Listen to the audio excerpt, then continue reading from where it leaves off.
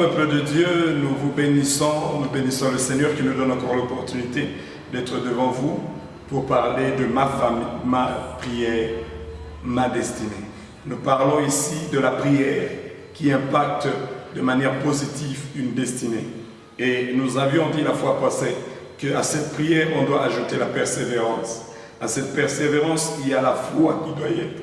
Parce que sans la foi, nous ne pourrons pas avoir les résultats escomptés. Parce que nous prions aussi parce que nous avons la foi que celui qui nous écoute peut nous répondre. La Bible dit, quand nous prions, nous devons savoir que Dieu est le rémunérateur que de ceux qui le payent, de ceux qui le cherchent. C'est ça en fait, les prières qui changent de destinée.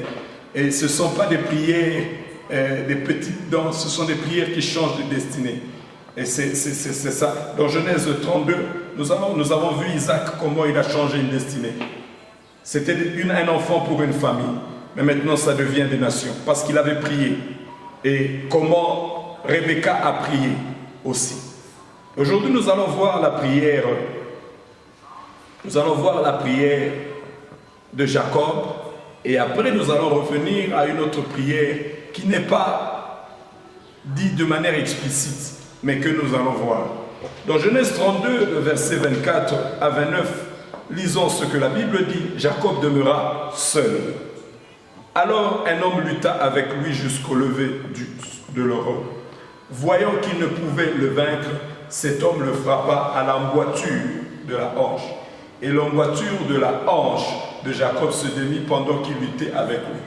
Il dit, « Laisse-moi aller, car l'aurore se lève. » Et Jacob répondit, « Je ne te délaisserai point aller, que tu m'aies béni. » Il lui dit, « Quel est ton nom ?» Et il répondit, « Jacob. » Il dit encore, « Ton nom ne sera plus Jacob, mais tu seras appelé Israël, car tu as lutté avec Dieu et avec des hommes, et tu as été vainqueur. » Parole du Seigneur. Ici, la Bible ne nous parle pas explicitement que c'est la prière, mais nous comprenons ici que c'était un temps de prière. D'abord, il resta seul. Jacob demeura seul. C'est l'histoire où Jacob, dans quelques versets après, ou dans le chapitre qui suit, va rencontrer Ésaü. Et il a déjà pris ses enfants, il les a fait passer avant, et maintenant lui, la Bible dit, il resta seul. Ici, on parle de la prière individuelle. Et la prière ici n'est pas seulement une négociation, mais ici, la prière, c'est une lutte. C'est la lutte entre ton ancienne identité avec une nouvelle identité. C'est une lutte dans laquelle la destinée va changer parce que ton identité va changer.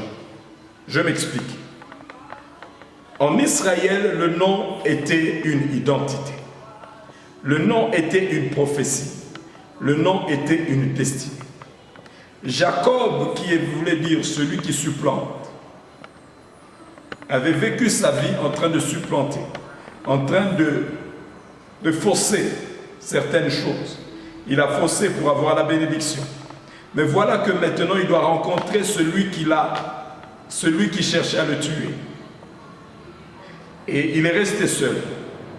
Et maintenant, dans sa solitude, un ange vint et il lutta avec cet homme.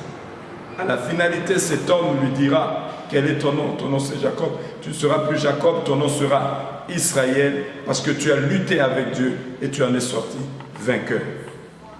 Ici, la prière qui change une destinée, c'est une prière de lutte, où nous combattons notre ancienne identité pour une nouvelle qui est meilleure. Quand Dieu change ton identité dans la prière, il change toute une destinée. C'est pourquoi nous ne parlons pas du pays de Jacob, mais nous parlons d'Israël. Et tout cela, c'est venu dans un temps de prière, dans un temps où il y a eu une lutte, avec Dieu. C'est ça un peu la prière. Tu luttes, c'est une négociation, mais c'est aussi une lutte. Non Seigneur, je ne peux pas. Je ne peux pas continuer ma vie ainsi. Il y a quelque chose qui doit arriver. Ça doit changer ma vie. Oui, il y a de nouvelles choses qui doivent arriver. Je ne dois pas vivre les conséquences de mon ancienne identité, mais je veux vivre une nouvelle phase de ma vie. C'est ça une prière qui change, qui impacte l'identité. Et je prie que la prière que nous faisons pour notre nation, la prière que nous faisons pour notre terre, pour le monde, la prière que nous faisons pour qu'elle puisse changer. Nous ne voulons plus écouter ces choses. Nous voulons une nouvelle identité. Nous voulons que celui qui était malade, qu'il sorte guéri. Que celui qui était maudit, qu'il sorte béni. Parce que Dieu peut lui donner une nouvelle identité. Mais c'est dans la lutte, dans la prière. Et c'est très capital. Jacob lutta seul. Et Dieu le changea l'identité. Et cette identité-là a changé beaucoup de choses. Bien-aimé, tu es pécheur, reçois Jésus-Christ et entre dans la prière. Il y aura des choses qui vont changer. Tu es chrétien, déjà chrétien, mais il y a une prière de lutte. Et cette prière-là ne s'est pas faite en deux. Non, c'est toute une nuit. Il a lutté toute une nuit sans se fatiguer. Il a persévéré, il a lutté, il avait la foi. Il a dit, cet homme, je ne te laisserai pas partir sans que tu m'aies béni. La Bible le dit une fois, mais j'ose croire que c'était à chaque coup. Quand il recevait un coup, quand il frappait, ah, je ne vais pas te laisser partir. Et là, c'était plus le Jacob qui frappait, mais c'était le Jacob qui retenait la personne, qui dit, je ne te laisserai pas partir. Et c'est ça que nous devons faire. Quand nous prions avec Dieu, nous devons insister. Oh, alléluia. Je sens l'onction de l'esprit de prière. Nous devons rester dans la prière jusqu'à ce que cette situation change. Jusqu'à ce que notre vie doit changer. Jusqu'à ce que nous allons avoir une nouvelle identité. Jusqu'à ce qu'il y aura un nouveau vent. Jusqu'à ce qu'il y aura la guérison. Jusqu'à ce qu'il y aura la liberté. Jusqu'à ce qu'il y aura la délivrance. N'abandonnons pas. Ne relâchons pas. C'est ce que Dieu nous appelle dans la prière. Que Dieu vous bénisse. Shalom. N'oubliez pas, nos destinées sont entre les mains du Seigneur. Et par la prière, nous pouvons changer notre destinée. Au nom de Jésus. Shalom. Amen. Que Dieu vous bénisse.